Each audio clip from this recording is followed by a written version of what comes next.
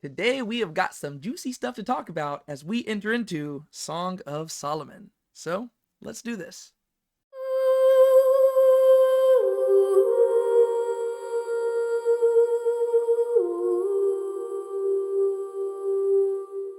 Hi, I'm David. And I'm Brian. And today is our first video where we are going to be walking through the book, The Song of Solomon. And basically what we're doing is we're not going to be doing a super in-depth analysis of each verse. We are going to go through it verse by verse and we're going to talk about it. But what we're really doing is we're actually just summarizing a discussion that we've had with my high school students because we're actually going through it much more in-depth with them over the course of the summer. And I just thought it'd be kind of fun for us to go through and recap it because I'm not posting those Bible study videos on YouTube for everybody to see, but I still think that we're having really good discussion so far. And so the day after or within a few days of us doing that Bible study, Brianne and I, or whoever's with me during that week, we are going to be coming in here and we're going to recap what we talked about during that actual Bible study so I can post it out there for y'all. And then who knows, maybe some time down the road, I can do a much more in-depth analysis of Song of Solomon. But today we are just going to be going through verses 1 through 11, and we are going to be talking about principles of godly attraction that we see in those first few verses. And are you excited? I am. Yeah, it's been a while since Brianne's been in one of these videos, It but has been. welcome back. Yeah. Okay, so we're not going to waste any time because I want this to be as concise as possible, so we're just going to hop right in Song of Solomon, chapter 1, verse 1. All right, I'm going to kick us off by reading this very first verse, and then Brianne, I'm going to hand it over to you to kind of explain to us what's going on here. Yeah. All right? Yeah. The Song of Songs, which is Solomon's. Go for it. Very concise, small little verse, but there's actually a lot to unpack here. So we emphasized a lot when it talks about the Song of Songs, how it's kind of claiming that it's like the ultimate song ever, which is really crazy, especially when you think about the whole Bible within itself. I mean, think about the Psalms, the book of Psalms.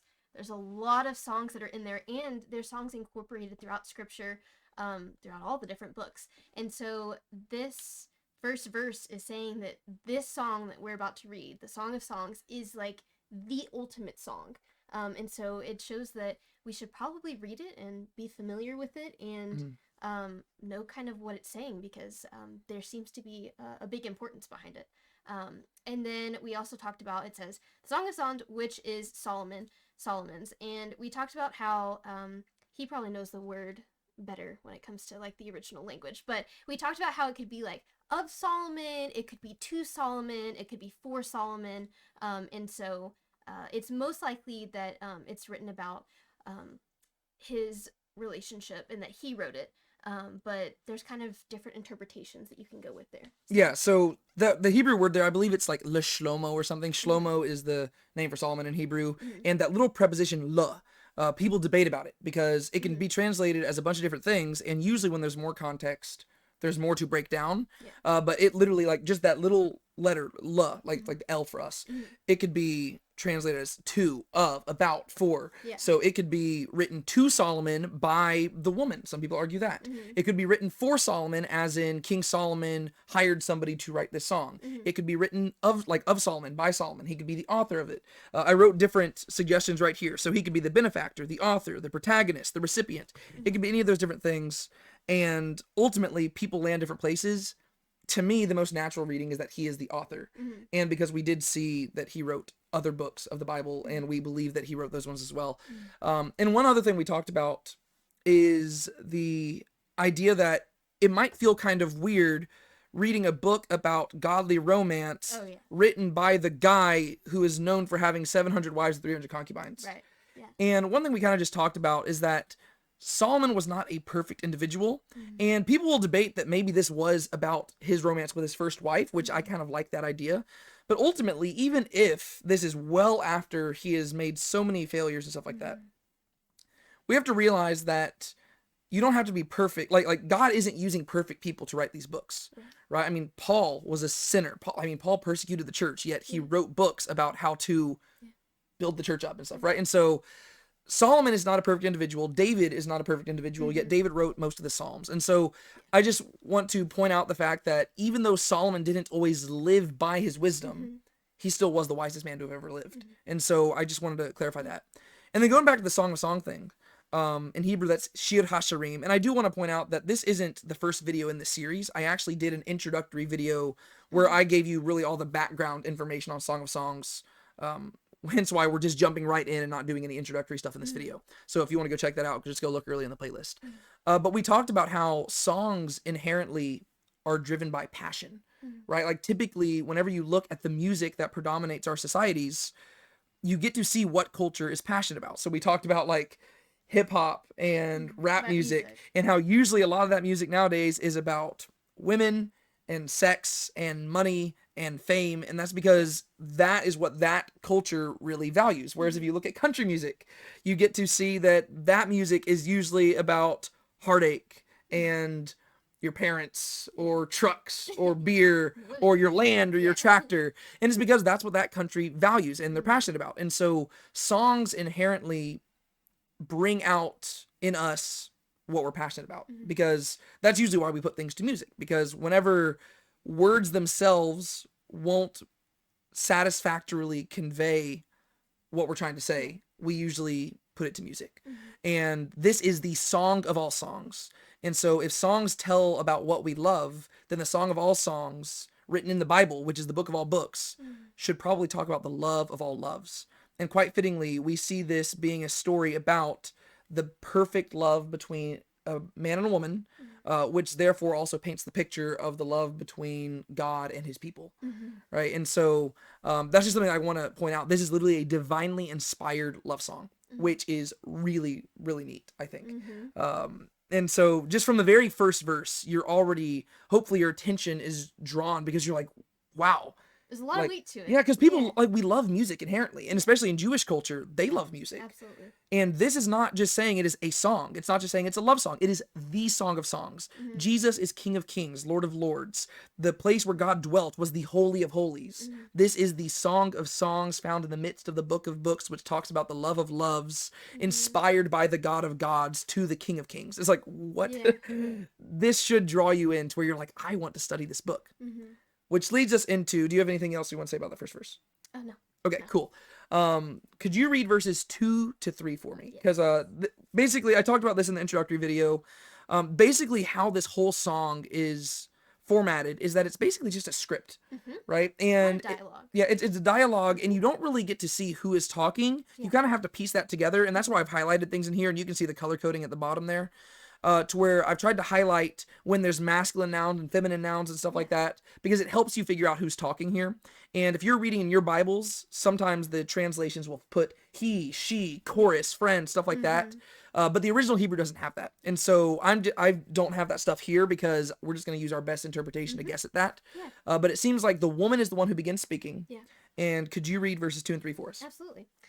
It says, "May he kiss me with the kisses of his mouth. For your love is better than wine. Your oils have a pleasing fragrance. Your name is like purified oil. Therefore, the maidens love you." Perfect. Thank you. Okay, so right off the bat, we can tell that this is a woman speaking because she's talking about being in love with a man, right? And if this is godly romance, that's how it would be, right? And so there's a woman speaking here, and the first line seems like it's directed towards somebody other than the man, and she's talking about him. And then the next few lines are directed towards the man as she's explaining why she loves him, right? And the very first thing she says, she starts off this song strong. And she says, "May he kiss me with the kisses of his mouth." Which, if you know anything about Jewish culture or anything from back then, this is crazy. First off, the fact that the woman is the one starting the song is crazy, because that means she's like initiating this. She's not the one who's initiating the relationship. We'll see that in a second.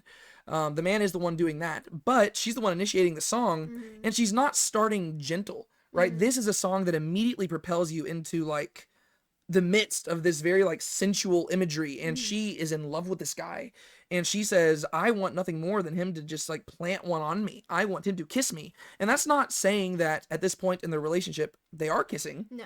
It is simply suggesting that that's what she wants to do. May he kiss me with the kiss of his mouth. There is something about this guy that makes her want that intimacy. And so we talked about this in the discussion yesterday. If you're engaging with the song, you should be thinking of this from two perspectives, from the girl's perspective and the guy's perspective. If you're the girl and you're thinking from a girl's perspective here, you're probably wondering, what is it about this guy that made this girl so head over heels? Right. if you're a guy reading this, you're thinking, how can I become like this guy so that a girl will have this reaction to me? And then over the course of the next few lines, she begins to explain what it specifically is about this guy that makes her love him so much. And so she's going to list out 4 things. Would you like to kind of summarize a few of those? Yeah. Okay, so the first one is, for your love is better than wine. What is she talking about when she says that? Yeah, so here we talked about how it's important to know kind of like how important like wine was back in their culture. It was something that was like luxurious. It was something that they used to just kind of for parties, for celebrations, for and if you're drinking a lot of wine, you're going to be like, relax, and it's like pleasing feelings. And so it talks about how the love that she feels from this guy that she's talking about is better than any wine that they could ever find, which is kind of cool. And then it says your oils have a pleasing fragrance. So it's talking about what was it? We said the C's. Yeah, so there's 4 C's that I did just to alliterate this to make sense of it, right? The 4 C's that she lists out are, first off, I've got it written down here. What are they? Where's it at? Okay. His conduct, his cleanliness, his character, and her community, right? So just I'll let you go explain it again in a second. But first off, she's going to talk about the love being better than wine. Yeah. So the way that he treats her is something that's almost intoxicating to her, where she's like, man, I just want to be near this guy because the way that he treats me is better than the greatest luxury has to offer. And then there's the cleanliness, which is about how he takes care of himself. And then the third one is his character, so what people say about him. And then also her community is going to be the fourth thing, and it's basically what her community, how they view this guy as well. And it shows that the role that friends should also play in kind of deciding what type of person you're wanting to pursue. And once again, I just want to highlight this, and then I'll let you go into explaining this more in detail. One thing that's really remarkable about the Song of Songs is that it's very countercultural for its time. Because the narrative that we see kind of playing out through this poem seems very similar to how we pursue relationships nowadays. Whereas in the culture back then, this would actually be very odd. The idea of attraction being at the root of this relationship and then leading to these other things. Usually it was mainly arranged marriages, and we still see an aspect of that later on in the song. But there are a lot of parallels to the modern practice of dating and stuff like that throughout this, which is very interesting. But okay, sorry, would you like to break those down? Yeah. So we went over the first one, that was his conduct. So the second one, your oils have a pleasing fragrance. His cleanliness. His cleanliness, yeah. And so it's just talking that he just takes care of himself. He smells nice. He's clean, right? So he cares about how he's going to kind of portray himself to her, based on making sure that he's clean whenever he's around her. And it's something that he can control. Right. We talked about this because a lot of times people will focus on external beauty as a big factor in who they want to pursue. I mean, this is probably one of the main reasons I wanted to go through this book, is because people's value systems in pursuing relationships are so off base. Like they mainly base it off of like, ooh, if this person's flirtatious and if they're good looking. Whereas what we're going to see is that the things that she values are so countercultural to what we typically value. She values how this guy treats her. She values his cleanliness, like his hygiene, but she's not judging him based off of just his external appearance or how tall he is or how tan he is. Nothing like that. Like, this is something he can actually control. Whereas a lot of times I see people just being very shallow in the judgments they make. And they're like, oh, well, if the guy isn't at least 5 inches taller than me, then he's not worth my time. That says more about your character than it does about this guy. Right. And so she's looking at the fact that like he takes care of himself, and that's a good reflection on the type of person he is. Okay. Sorry. Continue. Yeah. And then the next line, we said that was character. So, it says your name is like purified oil, and I think some translations say your name is like oil poured out. And so if you think about the imagery of that, it's almost if you were to like take a bottle of perfume, you were to unscrew the top of it and you were to pour it out. It would be like very strong, and it's showing that he's showing his character to her. He's open about it. He's willing to show who he truly is to her. Yeah. In order to get there, you have to understand like the idea of what a name is. Right. Because whenever we think of name in our current culture, we think like, my name is David. This is Brienne. Whereas in the biblical culture, both Old and New Testament, whenever you talk about a name, you're talking about more than just the syllables that compose your literal name. It's talking about your personality and your reputation, your character. So when Jesus says, if you ask anything in my name, it will be done. He's not Mhm. saying just say in Jesus' name at the end of a prayer. He is saying, if you ask anything according to my character and according to my will, it will be done for you. Mhm. And so she's looking at this guy and says, not only are your physical oils fragrant, Mhm. but your name, your character itself, whenever people talk about you, it's like a perfume being poured out in the room. Mhm. Because every time they mention this guy, it is like just this perfume being poured out, Mhm. because that is just who he is in the community. Mhm. Yeah, and then the next line, therefore the maidens love you. So she sees his outward appearance and sees, okay, well, he takes care of himself. Then she sees his inward appearance, so his character, that it has a good reputation. And then it says, therefore the maidens love you. So it's her community. She sees that the people around her, other godly figures that are in her life, hold this man to the same high measure, and that they're able to kind of put the like stamp of approval. They kind of confirm that he is who she thinks he is. Because if she was to think, oh, this guy is really great, he's really awesome, but then everyone around her was like, no, he's not very good, then she's probably looking through rose-colored glasses. Yeah. She's looking through a different lens. But the fact that the people around her, her community, are looking and saying like, this guy is a stand-up guy in the same way that you think he is. It shows that, you know, the community takes a big part in a relationship whenever you pursue a relationship. Yeah, and this is just something that I think that we miss out on a lot nowadays, where Mhm. people will try to pursue these things in isolation, and whenever their friends hear about it, they're like, I don't think you should pursue that person. Yeah. And everybody around them is saying, don't do it, but then they still go and do it. Mhm. That's probably not a good sign. Mhm. As long as you have genuinely like good friends who are watching out for you and who want what's best for you. Mhm. If all of your friends who care for you are telling you this is not a good idea, it's probably not a good idea. Yeah. Whereas this girl says they're the maidens, right? This is Hebrew, the word alma. Mhm. It means like virgins or young women. These are women who are pure. They themselves have been waiting for marriage. They are women of good discernment and judgment. And they look and they're like, yeah, this guy's great. Mhm. So he's not just putting on a front in front of her. He's like this to everybody. Mhm. And all the girls agree, that's a great catch. And Yeah. so they agree, like, yes, this is a person you should want to be with. Mhm. And that's why she wants him to kiss her with a kiss of his mouth, because this guy, how he treats her, the way he takes care of himself, the way that he is viewed by his community, the way that he is viewed by her community, all these things kind of culminates to where she's like, I just want to be with this guy. Yeah. And that leads us to verse 4, where she says, draw me after you and let us run together. The king has brought me into his chambers. So what is she saying there? Yeah, so she's saying like, you know, you have this great character. She wants to build this relationship with him. She wants like alone time with him. She wants to get to know him. She wants to further pursue the relationship that she sees that they could have together. And then it also kind of seems like almost like a daydream, I guess, kind of, whenever she talks about the king has brought me into his chambers. Like she wants to know him on a more intimate level. Yeah, so basically she's like, hey, because of all this stuff, let's go away somewhere. Like, draw me after you. Let us run. Like, let's escape this world and just spend time together. And then she kind of goes into this like whole fantasy thing where she's the queen and he's the king, right? Like, it's like almost a fairy tale. Yeah. And she's like, the king has brought me into the chambers. And we talked about how there's kind of sexual imagery behind this, because it's almost like she's dreaming about their wedding night or something. Yeah. But we're not there yet, and we're going to see that as the psalm progresses, that they're not physically intimate or anything quite yet.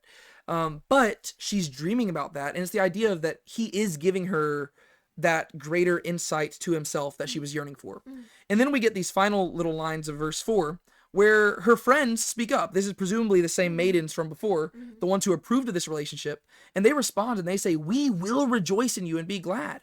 We will extol your love more than wine. And just to summarize this, this is kind of them just giving their approval and their support of this relationship. Yeah. And that's just to highlight something we've already talked about.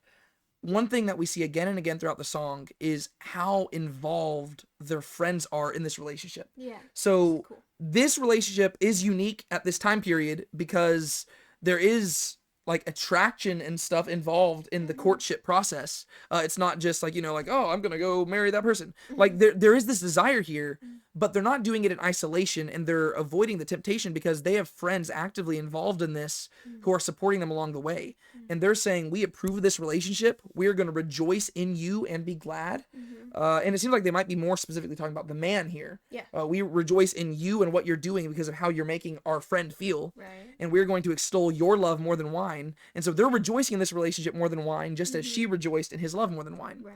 And then she seems to respond and says, rightly do they love you. And so she's basically just affirming the fact that they are spot on in their approval of this man. Yeah. Which leads us to verses 5 through 7, and specifically verses 5 and 6. This is where the woman seems to start voicing some of her insecurities that she has.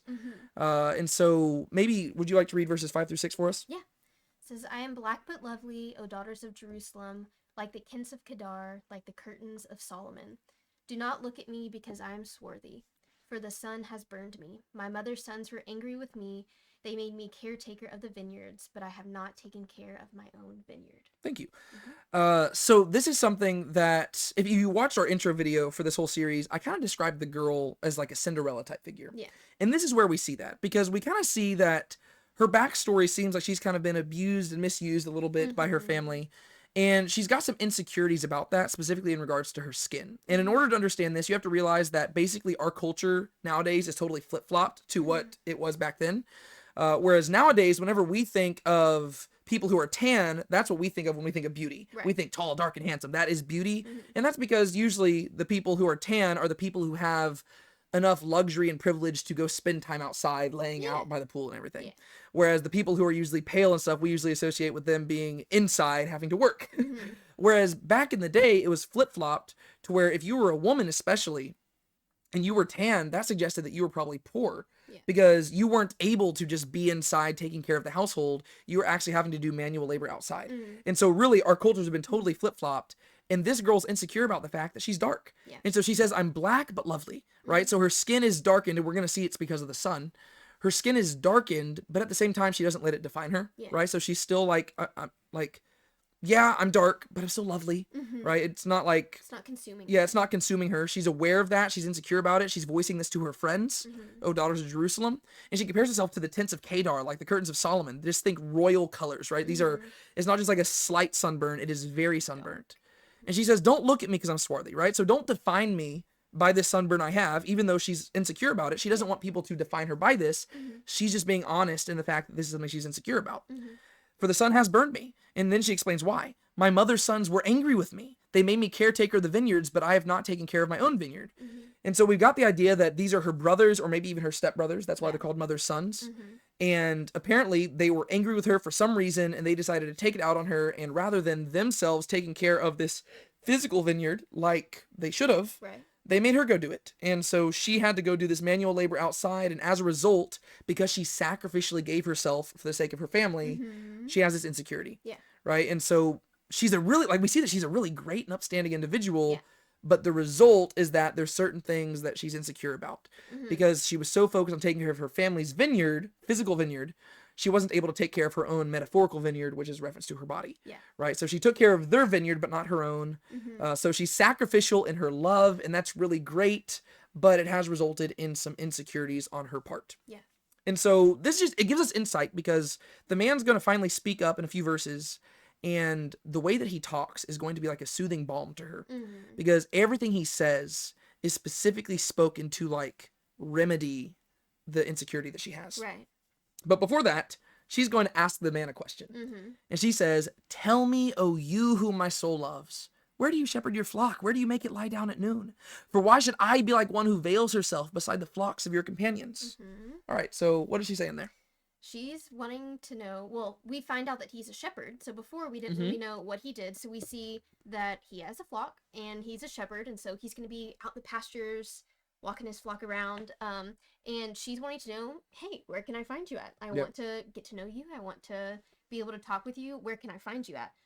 And she kind of says that she wants more specific details on where he's at because she wants him to know that she has eyes for him and him only. She doesn't want to be wandering through the pastures, going from guy to guy, from shepherd to shepherd, being, hey, is this you? Hey, is this you? She wants to know, where are you going to be at so I can go straight to you? And so that way my reputation doesn't look bad and your reputation doesn't look bad. I can just come and find you and talk with Yeah. you. Yeah, so we see like some of the commitment and the intentionality kind of being expressed here, which once again, if you're taking this to application, there's a lot to learn from this because here you see that he's the one who initiated this whole relationship because she was responding to his love, but then she's also initiating like, let's get together and hang out. She's like, hey, tell you who my soul loves. Where do you shepherd your flock? Where do you make it lie down at noon? Yeah. The idea is, if you're gonna be there, I want to be there too. Yeah. Like if that's where you shepherd your flock and they're going to be laying down for a while, let's have a lunch date, right? Like, let's just go meet up in the pastures and I will spend time with you. Yeah. For why should I be like one who veils herself beside the flocks of your companions? Cause if you don't tell me where you're at, I'm going to come looking for you. But I don't want to have to go wandering around talking to all your different friends looking because I don't want to give off the wrong impression. I don't want it to look like I'm just some desperate girl looking for any man. I'm looking for you. So tell me where you're at. Yeah. And I just think that's cool. It's like looking for clarity. You could even take away principles of like communication here. Yeah. Clarity is important. Honesty, communication, all that stuff. It's just really sweet. Yeah. So we've got like this small town girl living in a lonely world, taking the noontime train to the flocks. And you got the shepherd boy that she's in love with. And it's just a really sweet kind of fairy tale imagery. And that leads us to the final verse that we're going to cover today. And we actually get to hear the man respond. Would you read verse 8 for us? Yeah.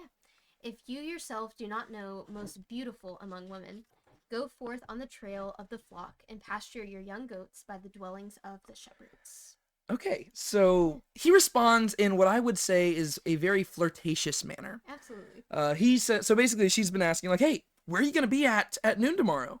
Because I don't want to just be wandering around. And he's basically, if I could just summarize it, paraphrase it, he says, if you don't know where I'm going to be at, come find me. But I'll make it easy on you. Right? So he doesn't tell her exactly where he's going to be at. He just kind of gives her he doesn't give her like the GPS coordinates. He's like, I'll be around here. So he's being flirtatious. He's not concealing himself. He's not playing hard to get. He's not being elusive or playing games with her. He's being flirtatious to where he is inviting her to come find him. He's making it easy for her to come find him, but not immediately saying exactly where, right? If you yourself do not know, go forth on the trail of the flock and pasture your young goats by the dwellings of the shepherds. Hint, hint, I'll be around there. Yeah. But then one thing he slips in there, which is great, and he does it very subtly. He calls her the most beautiful among women, which this is great for a girl like, she was just talking to her friends about her insecurity. We have no idea whether or not she has voiced these things to him. And I would probably lean towards the idea that maybe she hasn't, because you're probably not going to just run up to this guy that you're hoping to marry and be like, I'm so insecure about my face. Like, she probably isn't going to do that. But he knows the exact words to say to remedy the insecurities. And who knows, maybe he's talked with her friends. And maybe her friends have said, hey, she's insecure about some things. And he doesn't just draw attention to it where he's like, oh, by the way, your skin is not super tan. He doesn't lie to her, right? A lot of people will do that. And somebody will voice an insecurity, which is a legitimate insecurity. And people will just be like, no, that's not true. But that's just lying. This guy doesn't do that. And he doesn't say, no, your skin's not tan. Instead, he finds a compliment that he can genuinely give her that will mean the world to her. And it's not about her skin. It's simply about her beauty. And this could be both external, internal beauty, all of it. He just says, most beautiful among women. In his eyes, she is the most beautiful one, bar none. Does this mean he's seen every girl in the world? No. Does he need to see every girl in the world? No.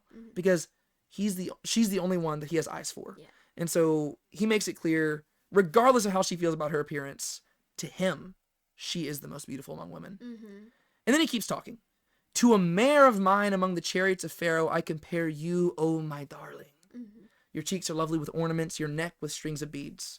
All right, would you like to break down verse 9 for us? Yeah. So a mare is just a female horse. And the chariots of Pharaoh, it's commonly believed that all of them would be male horses. Yeah, stallions. Yeah, stallions. And so he's saying that, you know, all of these, if you kind of visualize it, there's going to be all of these stallions lined up, and it's for Pharaoh, who's like this really powerful... the best of the best horses. Yeah, the best of the best horses, yeah. Army and horses. There's this mare, this female horse that comes in and just like makes the stallions like go crazy because she's the most beautiful woman of all. And so these are the best horses. Yeah, these are the best horses, and they're not going to be distracted by anything. Crazy. But when this mare shows up, whoo, they're distracted. Yeah, and so he kind of counters the part where he says most beautiful among women, and he kind of like adds on to it with kind of making that little comparison. And he says, I compare you, oh my darling. Your cheeks are lovely with ornaments, your neck with strings of beads. So he noticed something kind of small, her earrings and her necklace, something that she's wearing. He probably thinks, usually that's not something that guys would necessarily find of importance, or maybe something that they wouldn't notice, but to a girl that might be something that's like really important to her. I mean, she might have like really picked out her earrings or her necklace, and he takes the time to look at something that's that small and compliment her on that, which also kind of talks about her beauty too. Well, yeah, because it works into the idea of her being insecure about her appearance. Yeah. He's not getting onto her about things that she can't control. Yeah. Right? He's not getting onto her about the skin because she can't control that. Right? That was something that was it was her life circumstances that led her there. He's not talking about like, oh, you got a really big nose, like nothing like that. No, like the things that he's complimenting her on here are things that she could control, and he takes notice of it. Yeah. And she's insecure over here about these one things. And rather than focusing on those and trying to like lie to her or something, instead he draws attention to the things that she has done. And he says, man, I love your jewelry. Like, and as a guy, I can say we typically don't notice that stuff. That's stuff that girls pay a lot of attention to, and girls will notice that in the other girls. But it shows that he knows her, and he knows what matters to her, right? So that he looks at her and he's like, you've got such amazing jewelry. Like, he can tell that she's put in that effort, kind of like she noticed with the fragrant oils for him. Yeah. Right? She noticed that he was clean. He notices that she has put in some effort into her appearance. And so he compliments her on that, which is just really sweet. Because everything he's saying here is for the purpose of soothing her, right? She is insecure about her appearance. And so everything he's saying is affirming her appearance in a way that is honest, right? So he says, first off, like, you're the most beautiful among women. That's how he views her. Yeah. He says, all the other guys, man, you walk in the room and they are just distracted by you. And I take that to be true, right? She apparently was an attractive girl, even if she didn't meet the normal societal convention of, maybe she wasn't as tan, or maybe she wasn't as pale as you would have wanted to be at that time. Yeah. And then also her ornamentation is just great, to where she walks in the room and everybody's like, wow, that's beautiful. And then we close off this section, which is where we're going to end today, with her friends speaking once again. And they say, we will make for you ornaments of gold with beads of silver. What are they getting at right there? That they're, again, encouraging their relationship. And they're like, oh, he noticed your jewelry. Here, we'll make more for you so that you can wear it and that he can see it and he can compliment you.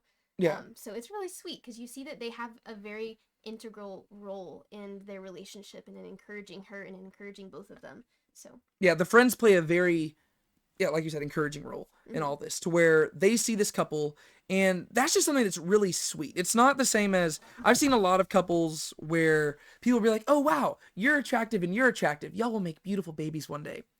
That's not what this is. This is not just like external beauty. I was just watching Beauty and the Beast, and you have Gaston who's like, I'm the best looking man, she's the best looking girl, shouldn't we be together? It's not like that. This is instead godly women who see this godly man and this godly girl pursuing each other, and they're trying to do it right, and they are of good character and upstanding character, and they're getting excited about the idea of these people pursuing each other just to see how the relationship develops, right? So it's not just about external beauty, it's about who these people are at their core. And these friends are saying, we will do whatever it takes to advance that, right? If he likes your jewelry, we will make you more jewelry, and we will help advance this. Whatever we can do to strengthen y'all's relationship and encourage this to continue down its path towards marriage, we will do that. And that's just really good friends to surround yourself with. Oh yeah. Right? And I think that's just a big thing that we see here in this whole thing. We're talking about principles of godly attraction. Just to summarize, things that you want to look at in a person. First off, how do they treat you and how do they treat others, right? Their conduct. How do they take care of themselves, their cleanliness? How do people talk about them? What's their reputation? What's their character? What do your friends think about them and the idea of you being with them? And more broadly about all of this, I guess, how do you talk to one another? Communication, right? If you want to add another C in there. But then really just the central role of community, and how do your friends feel about the idea of y'all being together? Because that's really the most difficult thing here, is like, whenever you look at godly counsel, and I'm not just talking about like your friends your age, older people, younger people, whenever you talk to people at church about this idea, do they get excited about the idea of y'all pursuing one another? that is just something worth considering. Mm-hmm. And so those are principles of godly attraction. Do you have Mhm. anything else you want to add before we wrap this up? I don't think so. Okay, cool. Like I said, this was more just like rapid fire, Spark really notes. fast paced Spark Notes thing. You could probably spend an hour on each of these verses. Yeah. We're not going to do that right now. But next week we will be coming back and we will be talking about principles of godly dating, which is once again very interesting because dating was not really a thing in biblical times, but in the Song of Solomon we get the closest to to modern dating that we see in the entire Bible. So we will talk about some principles that we can draw from that as well. And yeah, I'm excited for that. Until then, my name is David. And my name's Brian. And this is Now Let's Be Honest. Be sure to keep a smile on your face and don't let anybody steal your joy. And we will see y'all next time. Yes. Bye. Bye. You read a verse, you sing a hymn, the money's in the plate. Sundays you mark out for him, but even then you show up late. You bought the shirt, you wear the cross, but sin throughout the week. For 30 shekels and a noose, you kiss him on the cheek.